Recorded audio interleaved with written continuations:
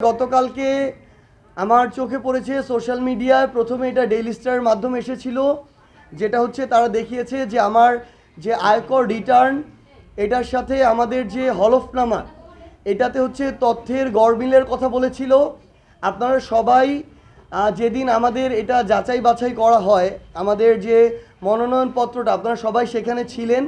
আমাদের যে returning officer, আমাদের মাননীয় জেলা প্রশাসক তার সেখানে এবং সেখানে তিনি স্পষ্ট করে এটা বলেছিলেন যে আমাদের যে হলফনামাটা ছিল কিংবা আমাদের মনোনয়ন যে আমরা দাখিল করেছিলাম সেখানে যে আমাদের আয়কর রিটার্ন এই বিষয়গুলো সবগুলো মেজর যে বিষয়গুলো ছিল সবগুলো ঠিক ছিল বিধায় তিনি আমার ওই মনোনয়নপত্রটিকে বৈধ ঘোষণা করেছিলেন। পাশাপাশি তিনি সেখানে সবার সামনেই, যেখানে অন্যান্য রাজনৈতিক দলের প্রার্থীরা ছিল, মিডিয়া ছিল, উল্লেখ করেছিলেন যে একটি তথ্যের ক্ষেত্রে, যেই তথ্যটি হচ্ছে আয়কর রিটার্নে দেখানো আয়ের পরিমাণ, এই তথ্যটির ক্ষেত্রে আমরা সেখানে একটা মিস্টেক করেছি, যেটা আমরা পরবর্তীতে বলেছি যে আমাদের যিনি অ্যাডভোকেট এই টাইপটি করেছিলেন তার একটা টাইপিং মিস্টেক ছিল। সেখানে যেহেতু তিনি আয়কর রিটার্নের যে ফাইল সেখান থেকে তথ্যগুলো দেখে হলফনামায় তুলতে হয়েছিল, সকল তথ্যের মধ্যে এই একটা জায়গা তার একটা অনিচ্ছাকৃত ভুল ছিল, যেখানে তার 9 লক্ষ টাকা লেখার কথা ছিল সেখানে তিনি 28 লক্ষ টাকা লিখেছিলেন। এই অনিচ্ছাকৃত ভুলটাও কিন্তু সেদিন আমাদের জেলা প্রশাসক মহোদয় সেখানে উল্লেখ করেছিলেন এবং সেটা আমাদেরকে সংশোধন করে একটা সাপ্লিমেন্টারি আমাদেরকে নতুন করে আরেকটা ওই পাতাটা কিংবা হলফনামাটা আবার দিতে বলেছিলেন, যেটা পরবর্তীতে আমরা আবার নতুন করে আজকে আমাদের যে সাপ্লিমেন্টারি যে হলফনামা ওই পাতাটার যে একটা অনিচ্ছাকৃত ভুল ছিল, যেখানে থাকার কথা ছিল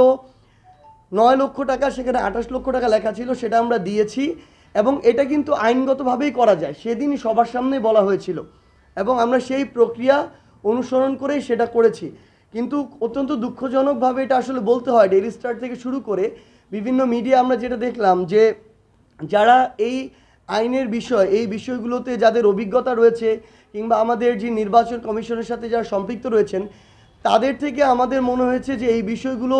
ঠিকমতো জিজ্ঞাসা না করেই এমনভাবে ফ্রেমিং করা হয়েছে যেন বিষয়টা এরকম যে এখানে কত টাকা অসৎ পথে উপার্জনের রয়েছে, আমাদের এখানে কত টাকা দেখিয়েছি এটার মনে আমরা হিসাব মিলাতে পারিনি। তো এটার মধ্য দিয়ে ফ্রেমিংটা এমন হয়েছে যে এখানে সম্ভবত একটা দুর্নীতি কিংবা এই ধরনের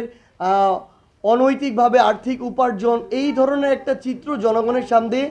তুলে ধরা হয়েছে, যেটা আসলে আমার জায়গা থেকে মনে হয়েছে যে উদ্দেশ্য প্রণোদিতভাবে এটা একজন প্রার্থীকে হয়রানি করা। এটা অনুরোধ থাকবে যে মিডিয়া যখন তাদের জায়গা থেকে এই ফ্রেমিংগুলো করবে তারা যদি আইনগত বিষয়টার ব্যাখ্যাটার সাথে উল্লেখ করত তাহলে কিন্তু এই বিষয়টা ওইখানে যেত না, কারণ একদম আইনগতভাবে এটা আছে। আমরা যদি কখনো এরকম কোনো তথ্য যেই তথ্যগুলো আবার সাপ্লিমেন্টারি দেওয়া যায় সেটা ভুল করি অনিচ্ছাকৃতভাবে, সেটা আমরা সাপ্লিমেন্টারি দিতে পারবো, একদম আইনগতভাবে দেওয়া আছে। যে আয়কর রিটার্ন এখানে একটি অনিচ্ছাকৃত তথ্যের ভুল ছিল যেটা আমরা সংশোধন করেছি এবং আইনগতভাবে এটা আবার গৃহীত হয়েছে।